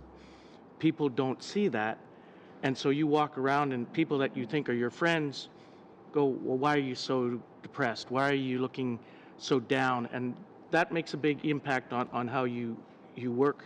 And I'm wondering if you experienced a lot of that in your time as you recovered. I mean, the recovery process is a long time. Is it something that you've experienced from your friends? And is that something that actually should be put out there to educate your fellow students so that they can understand and see that? I think definitely. So there's a concussion protocol that went on at my school where I was like, it started in June. I would try to go back for like my first class of the day and just see like how I would react to like that kind of stimulation. But a lot of the issues was I was out of school for 5 months and I didn't see the people that I would see every single day. So people would be like, oh, I thought you transferred schools, or oh, you still go here? And like at home, like all I could think about is how badly I wanted to go back to school. And like that's not a normal thought for like a grade 11 student. I don't think that you just want to go to school. So then when you go back to school and people are like, oh, you go here still? And they just have no idea what you've been going through. I think that definitely has an effect. A lot of people, especially people who don't play sports, wouldn't know what a concussion's like. And even people who do play sports that haven't had a concussion also wouldn't know what the symptoms are like. So I feel like it's one of the things that you don't know like how to relate to it or what someone's going through unless you've experienced it yourself. Carly? Yeah, I've had similar experiences where I would go back to school and people would question like why I was gone, or they would think, oh, it's just like you didn't want to come to school, or like, oh, you were lazy, you didn't want to come. And then I would have other students where if they've got hit in the head, they would ask me, like I would have students come up to me like since I had my concussion and be like, oh, who did you go see, or do you have any advice how to get better, like what should I do? Like, is the school helpful? Where I've had both sides of it, where students have made comments about me not coming to school, and then when I come back, it's like, oh, like you're still here, or you're magically better after a while, or something like that. Then I've had the other side where it's like, okay, I just got hit in the head, and I know you've been there, and like, can you help me get through it? So I've had kind of both sides of the spectrum. That stigma is very challenging. I'm going to ask a question of the parents, because I know I went on schooling and became a chiropractor and was involved quite significantly as a coach and trainer, and also treated a lot of patients with concussions. But I know there's a lot of searching out there. And I'm just wondering if the parents could comment on the challenges that you had, because you're sitting there seeing your daughter going through this and caring so deeply for her and feeling so helpless because you just don't know where to go, where you step. Comments on whether something along those lines that would help you in that challenge. I would have to say for myself, it wasn't an easy task in trying to figure out which, who to go see, what doctor, like Carly said, when we went to Emerge that day, it was very obvious when I saw her in the emergency department. She couldn't walk, she couldn't focus, she was disoriented. It was obvious she had a concussion. And it was, well, give her a week, 2 weeks. If she doesn't get better, then go to your family doctor. Just keep all her stimulus down.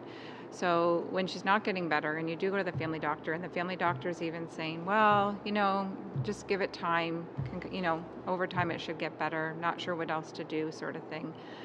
It's so frustrating. And then when we had to deal with the whole mental health issues on top of it, I think that piece alone was a huge factor. To watch your child suffer is the most awful thing that you could ever imagine, and not being able to help and do anything for them. It's very hard to, maneuver the system, especially kids in any mental health issues is very difficult to maneuver through.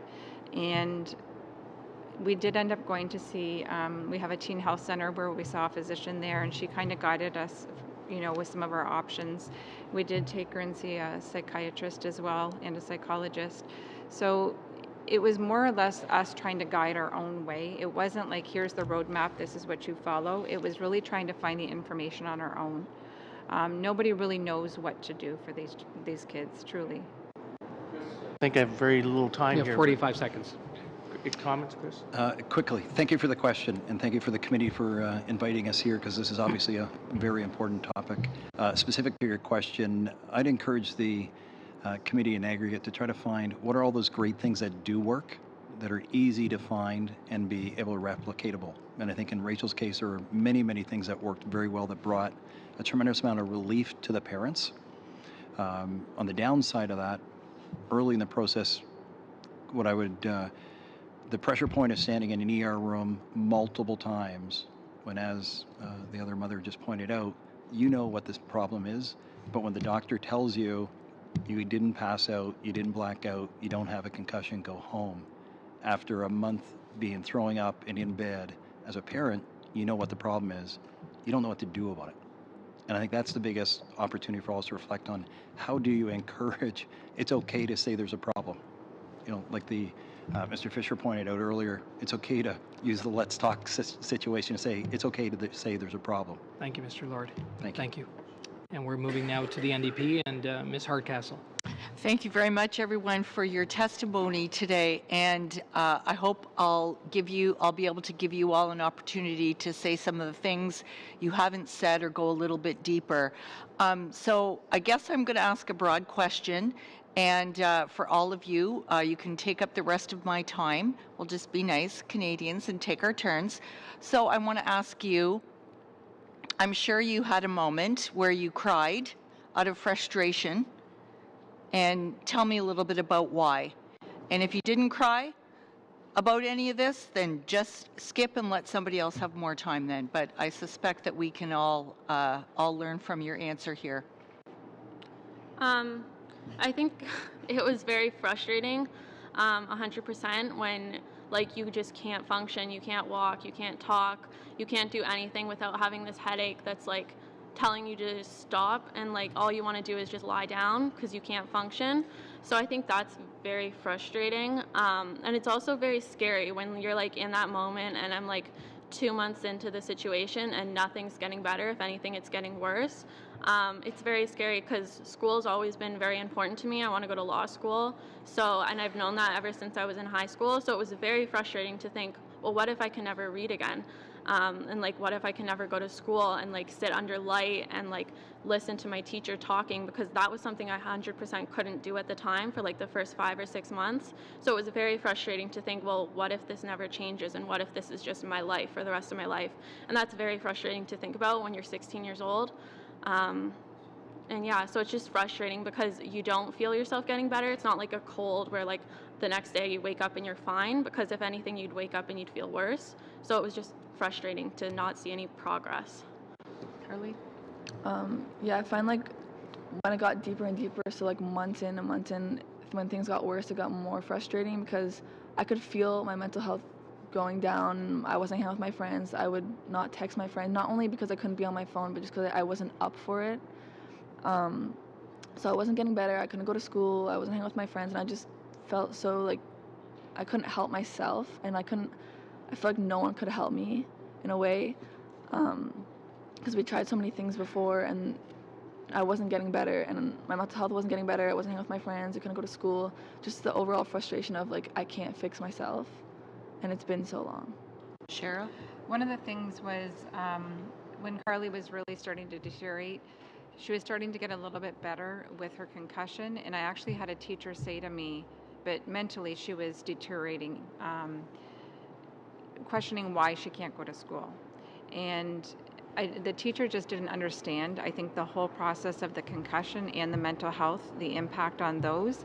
And I think that's where some of the education needs to go, is into the teachers and the schools and getting that out there to them, because that was one of the most frustrating parts to me, watching her going through it and her coming home and telling me what teachers are saying. For the most part, they were great, but then you get a couple of them that just don't know. They're not educated on it, and that's where some of it needs to, some of that education needs to go as well. Mm-hmm. And Chris? I'll point out a couple of things that I referred to a minute ago. Kind of, there's many great things that are working, and because they were working, that's when the chronic crying stops sometimes. I'll come back to a comment that was made earlier about the doctors. Where does the decision take place? Where should that decision take place is a question I'd encourage us to look at. We had a very great situation about when the athletes start to come back to going back to perform whatever sport it may be. And the protocols that were in place, which were very, very helpful, and as a parent, a huge relief to us, it took the decision out of our hands to say, Rachel, you can't go back on that soccer field. That is a very difficult place to be put in as a parent. You know the risks of that child going back out there. And when you're talking to a 16 or 17-year-old who doesn't listen to your parents too often, and you got to manage and navigate through that at a very important time of their place when they're emotionally distressed, by having a protocol that was in place, that a doctor had to allow that individual to be allowed to get back on that field, it took the decision out of my hands, thankfully. Yeah. Was understood. Really quickly, maybe Shara, you can share with us some of the functional neurology treatment that Carly had. Was that covered?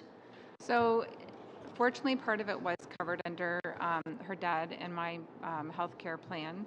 And the initial cost was $540 just for the initial visit. And then she had gone for, I believe, 10 visits, and portions of it were covered. But it was, again, you're still taking time off of work to go to these appointments, which, at that point I would have done anything anyways.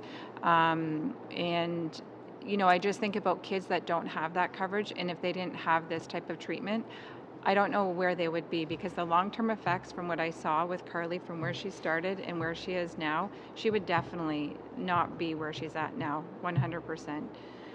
She was headed on a very bad path, and between the concussion and then the depression and the anxiety on top of it, I don't know where she would have ended up had it not getting that treatment plan, because it worked. It saved her life. It really did. Thank you. Now we're moving over to the Liberals and Dr. Olofsson. All right, thank you, Mr. Chair. Thank you, everyone, for sharing your stories. I know this is very difficult to talk to basically strangers in a setting like this about some very, very personal things. And I know it takes courage, and this is very helpful, not just to us, but for the people that we want to see helped from this. So you're actually doing a service to a lot of people by coming here today. Now, Rachel, I just want to get some clarification over the experience that you had. When you were playing soccer, the league you were in, like, was this through school? Was this an after-school league? Through a community club? What was the venue, or who's organizing this league? So at the time of my concussion, I was playing rep soccer with North Mississauga Soccer Club, but along with that, I was training with a high performance soccer academy. So I kind of moved out of the rep competitive league and focused more on the training. So it was kind of like a step forward. So it was a lot more intense, and yeah. So it was academy training, boys and girls. Okay, so you say this was a reasonably, I don't know if elite would be the word, but a more advanced program you were in. Now, just in a little more detail, and I know this is difficult, when the actual collision happened, did they find you were confused at the scene? Did anyone say that, did anyone ask you questions, say how many fingers, or do you know the date today? Were you asked any of that at the time of the injury? Not initially. I just kind of was like, ouch, that hurt. But then I got up and I continued. But after the practice, I was like, wow, I'm dizzy, I'm all disoriented. And then my coach asked me those kind of questions, like, what's the date today? Where are you? What are you doing right now? That kind of thing. And I was able to answer the questions. So we just moved forward and I went home that night. Yeah. How long after the injury had this happened? 30 minutes or so. Okay, but not at the time it happened? Not at the time it happened. And would you say this was a very highly trained coach at the time? Yes, definitely. Okay, all right. Do you know, looking back, if this club that you were playing with, whether they had field protocols in place? Do you know that, or Chris, do you know if that existed for what they're supposed to do on the field when an injury takes place? No, I did not see that through any of the academies or any performance. And to build on your comment a minute ago, what Rachel was explaining, in her situation, which is every situation is unique, most of her symptoms didn't present until 3, 4, 5, almost 7 or 8 days later at the immediate time, which is not uncharacteristic. Yeah. Okay. And that's good to know. But I guess the main thing is it's good to see whether or not a protocol, because, and again, I don't know what protocols they would have been instructed in, but again, it's something that we were always trained that these are they're supposed to be field protocols at the time. Now, whether those had been, either whether they had been followed or whether the club had been trained in those, it's hard to say. But how were you at that time advised to seek medical attention? At that, I don't mean at the moment, but during that game or that practice? Well, they were a little bit concerned about it.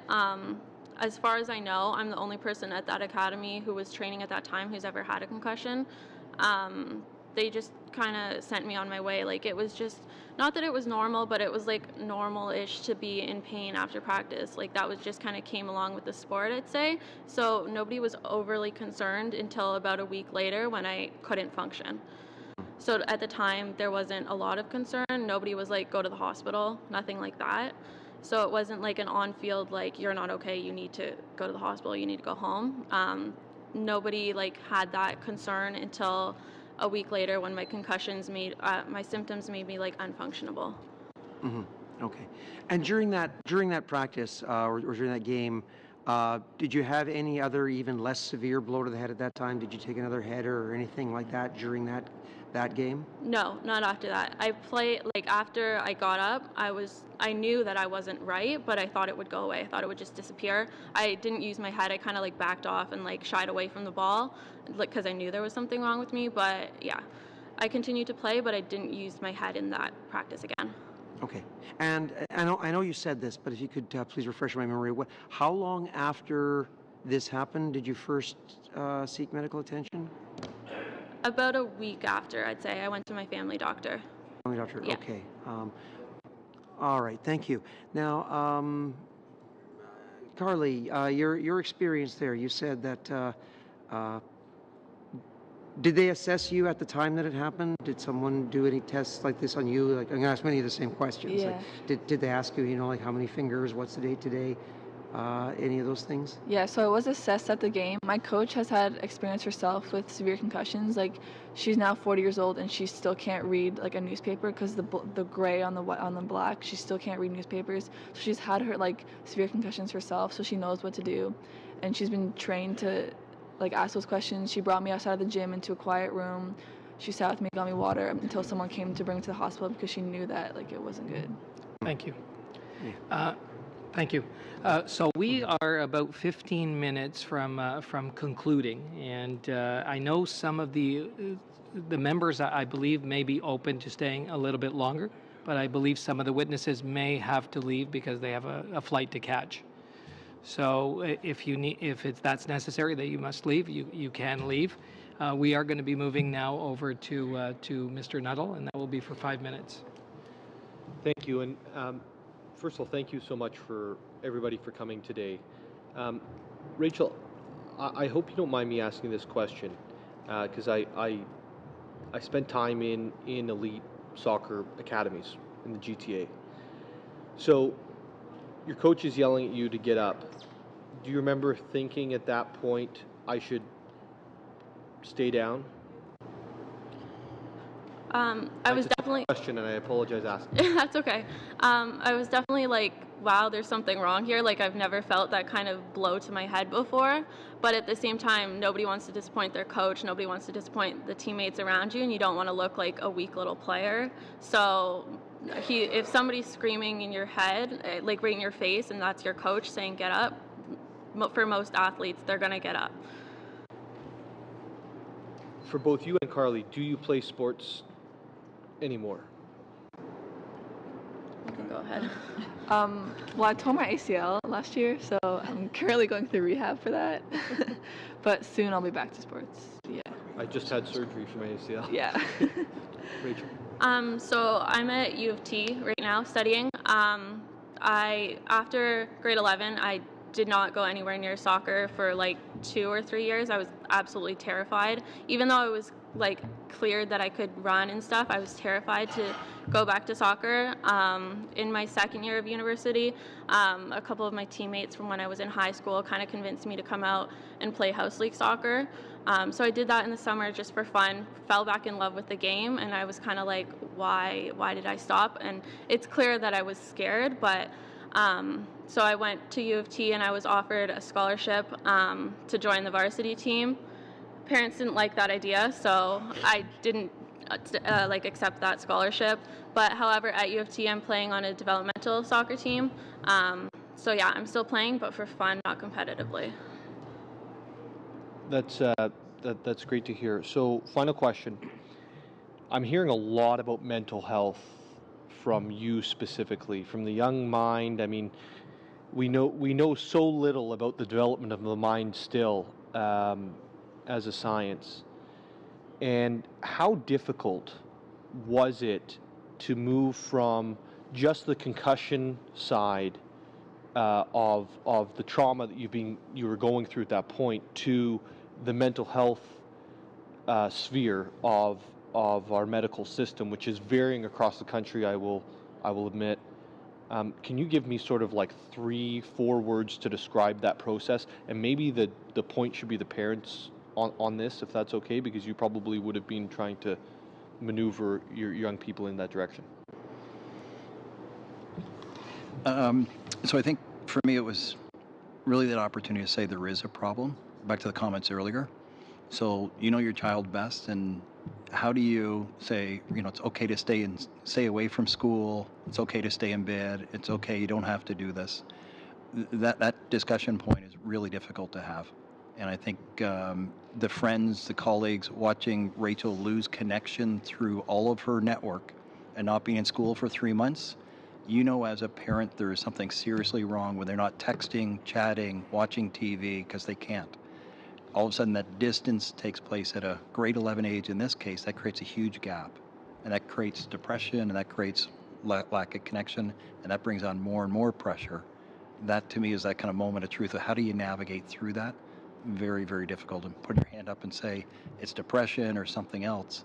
We as parents don't know what it is. We just know that they're not well. It's truly changed who Carly is even to this day. She still suffers with depression. It is a lot better, but she was one of those big athletes all through grade school. You know, starting grade 9, she was in all the sports. Her passion was soccer, passion was basketball. She did high-level soccer as well. And when you lose all of that, you lose a piece of yourself. 100%. You have to recreate your whole identity when you're no longer that athlete. And that has probably been her biggest struggle, because even to this day, that circle that she had is no longer the same circle of friends. The people, you know, that she would have probably spent her whole high school career with, you know, it's a different group now. She still has her close friends, but she doesn't go out like a lot of the other kids, you know, and I'm telling her on the weekends to, you know, go out with your friends, do stuff. And, you know, it's changed the dynamics of who she probably would have been as a person, for sure. Okay. And we're going to move over to the Liberals and Mr. Fisher. Thank you, Mr. Chair. This is incredible. Thank you so much for being here. I think it was Mr. Dryden that said when we had talked at one point that it's important to hear from pro sports on this, but it's so absolutely important to hear from you. Mm-hmm. I made a comment this morning on a CBC interview about the fact that pro sports has the best knowledge, the best techniques. They know where neither of your coaches, well, certainly Rachel's coach, maybe didn't have that background, that knowledge. Rachel, you were, and I have 2 teenage athletes at home, one that just got off the ice. We've not had the misfortune that you've had. You were told you'll be fine by a doctor. It shocks me, and that goes back to that wanting the grassroots organizations to have some of the knowledge that they have in the pro sports. So maybe one of our jobs is to find a way to transfer some of that knowledge, or find the people that know the stuff about concussions at the pro level and get it down to those grassroots levels, because it's happening at young ages. Rachel, you said you completely ignored your symptoms for the first week. Did you feel that did you know something was wrong? Did you ever think that it was a concussion and you didn't want to admit it was a concussion? Or were you thinking, I'm fine because they told me I'm fine?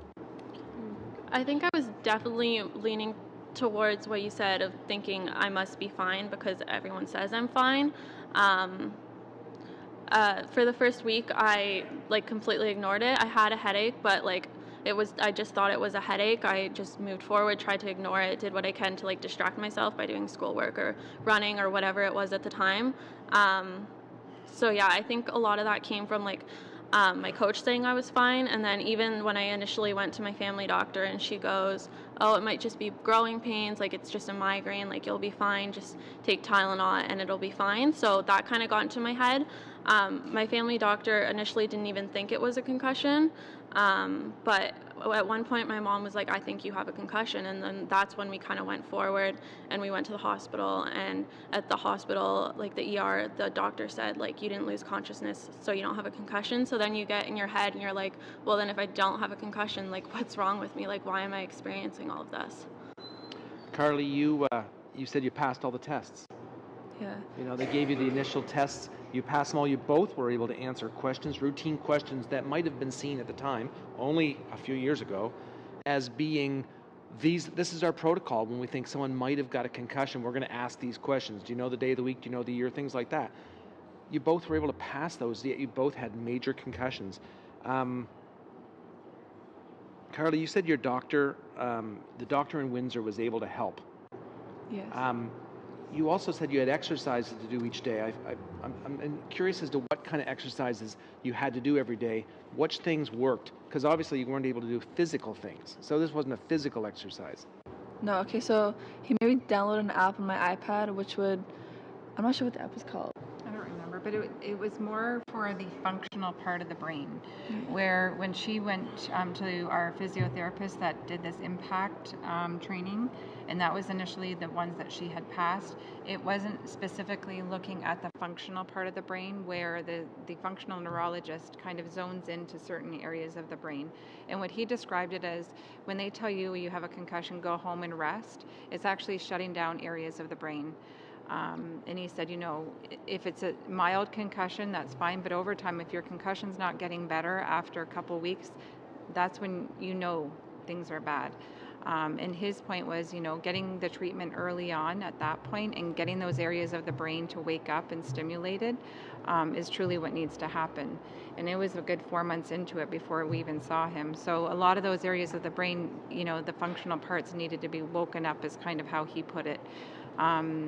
And he was trained in Atlanta, Georgia, in the same doctor that did Sidney Crosby's, all of his concussion work. That's who he trained with. And, he even says he's constantly learning. The brain is so abstract. He's constantly learning, about it every time he goes down for more training. And it was very interesting on a lot of the things that he had to say. But that initial one, it didn't really key into the functional part of her brain. Even though they said, yes, you passed, it wasn't what specifically she needed. We're going to be moving to, Carly. Oh, we're out going to already? be moving over to the Conservatives and Mr. Kitchen. Thank you. Sorry. I didn't think we were going to do that, but that's okay. So again, thank you for your comments. I just want to touch on something. Rachel, did you have any diagnostic imaging done? So yes, I actually completely forgot to mention that during my introduction speech. A couple months into it, my family doctor, when I wasn't getting better, was like, hey, maybe we should get CAT scan, MRI done. So the CAT scan found nothing. I got the MRI done a couple days later, and it actually found bruising to the frontal lobe of my brain. So that's when they were like, okay, now we have a problem. So that was like the highlight. That's when we realized that we had a problem, and the doctors realized that. So that bruising is what was the major problem and where the headache was coming from and all of the symptoms. And then I guess about a year later, when I was still having all this trouble reading, seeing, still getting headaches, I went back. My family doctor sent me for another MRI to see if there was still a problem going on there, and the MRI found that I had permanent bruising to my brain, which I still have today.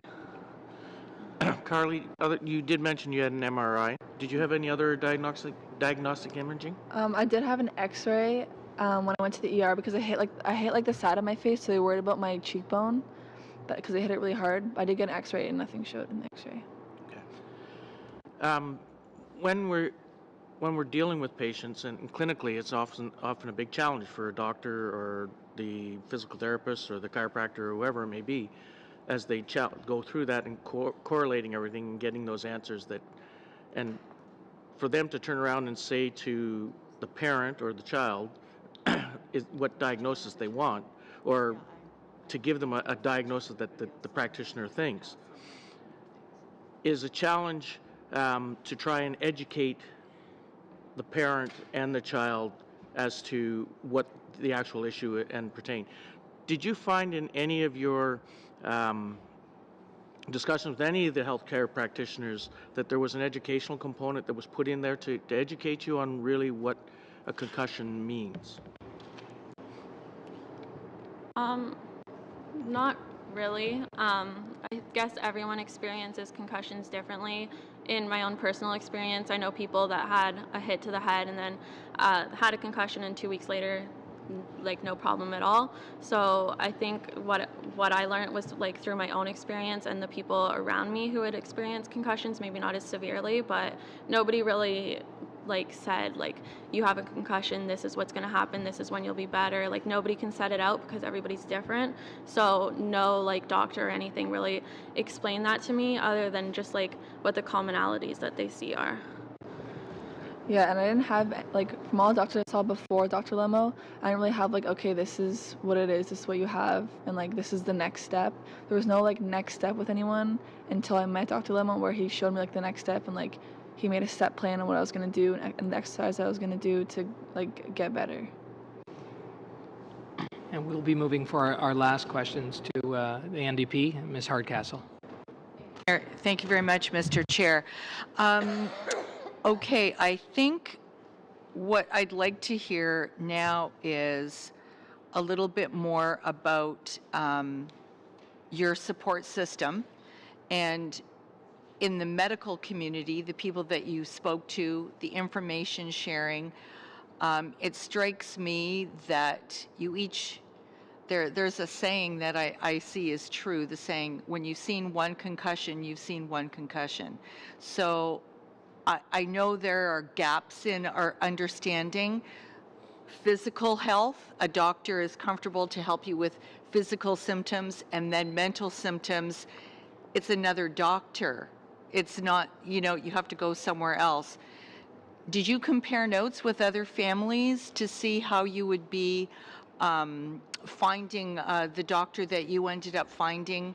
What was your path to be able to find that doctor? Because that's not something, if you have to pay a little bit out of pocket for this doctor, this isn't something that you're in with the family doctor that says, get some bed rest and then go see this guy in a week. Like, how did you find him? There was other people, I'm assuming other people with concussions in your life that crossed paths? It was our pediatrician, her family doctor that, had brought up Dr. Lemo. But again, it was, well, I've had some patients go to him. I'm not sure about what he does, not sure if it works, but you can try him. Because we were at the point of what else can we do? We had already tried this, going through the physiotherapist and the concussion therapy that they had at that clinic, and that did not work. So after we had started to see Dr. Lemo, we did talk to another girl that Carly had known from grade school who had actually seen him when she had a concussion and heard that it had worked. So once you started talking to people, there was a few people that had actually gone to him after we spoke to them and had some good treatments with him as well. But overall, it was, again, trying to find outside of Dr. Lemo and his care, the whole mental health problem as well, and trying to deal with that separately, because his focus was just dealing with the concussion part. Can I just ask you how hard it was to have the mental health taken seriously? Maybe I'm assuming what I shouldn't, but I know a young female concussion patient, oh, you're having mental health issues, it's the wrong time of the month, or teenage girls are moody. Like, was that a problem? Or once people knew there was a concussion or a head injury, then the mental health thing was taken seriously? I'm just wondering if you felt like people thought they were linked from the beginning, or if you had to convince them. I had to convince them, and part of it went back to the schooling, because even after she was back at school after her concussion, she still missed quite a bit of school. If she was having her days where she just was feeling depressed and didn't want to go to school, I wasn't going to force her.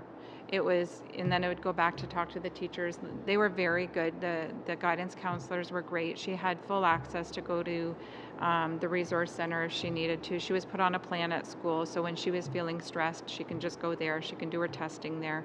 And they were accommodating. But like I said earlier, there are certain, there's a couple of teachers that they just couldn't wrap their head around that piece of it. And thank you. And that concludes our hearings. We want to thank Carly and Shara, and in absentia, of course, Rachel and Chris, who had to leave to catch a flight, and as well as Mr. Dryden. We're very proud of you. You were great witnesses. And, we here as members, we get a chance to hear from many professional witnesses. And being able to come here, we talked about your courage, but just for sharing the story, and that will help so much with the work of this committee and the report that we'll put together. Thank you. Thank you for having us. I appreciate it. Thank you. So, committee members, if you could just hold tight, we've got a couple of motions to go through here. I think everybody's gone through, looked at the budget. You're okay with? Yes. And then the motion for the communications plan, everybody was okay? Yep. Yeah, I'm seeing all heads nodding in the right direction. Excellent. Meeting adjourned, yes. Okay. Yeah, thank